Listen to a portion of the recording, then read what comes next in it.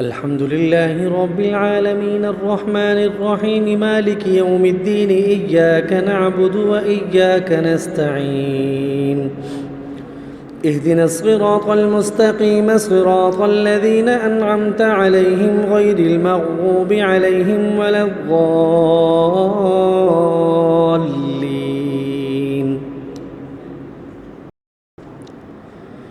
لم يكن الذين كفروا من أهل الكتاب والمشركين منفكين حتى تأتيهم البينة رسول من الله يتلو صحفا مطهرا فيها كتب قيمة وما تفرق الذين أوتوا الكتاب إلا من بعد ما جاءتهم البينة وما أمروا إلا ليعبدوا الله مخلصين له الدين حنفاء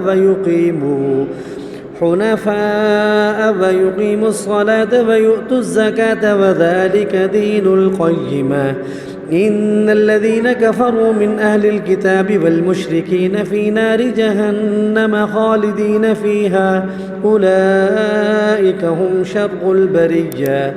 إن الذين آمنوا وعملوا الصالحات أولئك هم خير البرية جزاؤهم عند ربهم جنات عدن تجري من تحتها الأنهار خالدين فيها أبدا رضي الله عنهم ورضوا عنه ذلك لمن خشي ربه. إذا زلزلت الأرض زلزالها وأخرجت الأرض أثقالها وقال الإنسان ما لها يومئذ تحدث أخبارها بأن ربك أوحى لها يومئذ يصدر الناس أشتاتا ليروا أعمالهم فمن يعمل مثقال ذرة خيرا يره ومن يعمل مثقال ذرة شرا يره. والعاديات ضبحا فالموريات قدحا فالمغيرات صبحا فأثرن به نقعا ففسقن به جمعا إن الإنسان لربه لكنود وإنه على ذلك لشهيد وإنه لحب الخير لشديد.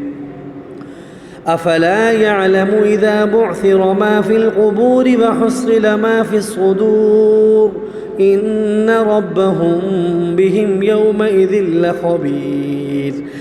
القارعة ما القارعة وما أدراك ما القارعة يوم يكون الناس كالفراش المبثوث وتكون الجبال كالعهن المنفوش فأما من ثقلت موازينه فهو في عيشة راضية وأما من خفت موازينه فأمه هاوية وما أدراك ما هي نار حامية. ألهاكم التكاثر حتى زرتم المقابر كلا سوف تعلمون ثم كلا سوف تعلمون كلا لو تعلمون علم اليقين لترون الجحيم ثم لترونها عين اليقين ثم لتسألن يومئذ عن النعيم. والعصر إن الإنسان لفي خسر إلا الذين آمنوا وعملوا الصالحات وتواصوا بالحق وتواصوا بالصبر. ويل لكل همزة لمزة الذي جمع مالا وعدده يحسب أن ماله أخلدا كلا لينبذن في الحطمة وما أدراك ما الحطمة نار الله الموقدة التي تطلع على الأفئدة إنها عليهم مؤصدة في عمد ممددة.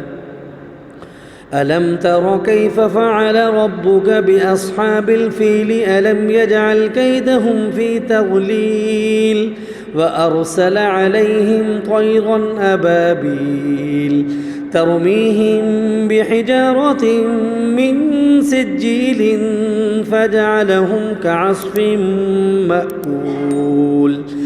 لإيلاف قريش إيلافهم رحلة الشتاء والصيف فليعبدوا رب هذا البيت الذي أطعمهم من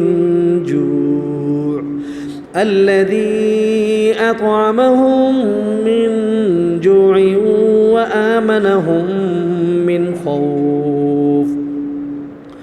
أرأيت الذي يكذب بالدين فذلك الذي يدع اليتيم ولا يحض على طعام المسكين فويل للمصلين الذين هم عن صلاتهم ساهون الذين هم يراءون ويمنعون الماعون.